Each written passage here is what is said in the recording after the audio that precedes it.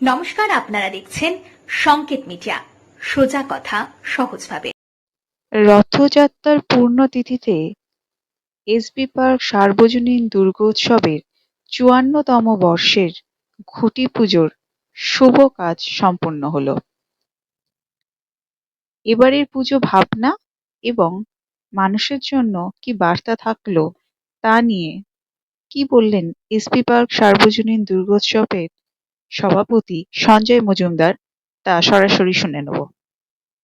৫৪তম বর্ষে এবারে এসবি পার্কের আজকে শুভ খুঁটি পুজোর যে উৎসব, এবারে কি বার্তা নিয়ে বা কি মেসেজ নিয়ে?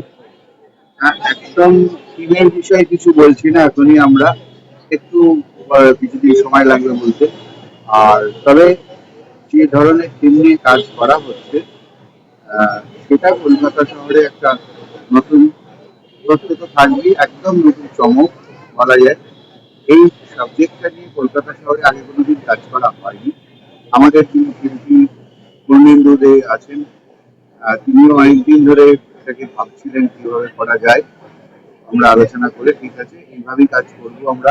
কাজ আমাদের অলরেডি শুরু হয়ে গেছে বর্ধমান শহরে, আর ওনার স্টুডিওতেই কাজ হচ্ছে, প্রতিমা তৈরিও শুরু হয়ে গেছে। আর এখানে আমরা আগামীকাল থেকে, আজকে দুটি পুজো হলো, আগামীকাল থেকে পুরোদম প্যান্ডেল শুরু হয়ে যাবে। কলকাতা শহরবাসীকে আমরা যেভাবে নতুন কিছু একটা প্রতিবাদ দেওয়ার চেষ্টা করি, এবছরও সেরকম একটা নতুন কিছু দেব।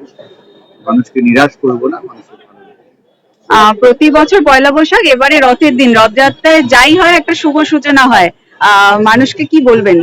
পয়লা বৈশাখে এবছর আমরা করতে পারিনি, প্রচন্ড গরম ছিল, অতিরিক্ত মাত্রায় গরম, এবং দ্বিতীয় ছিল হচ্ছে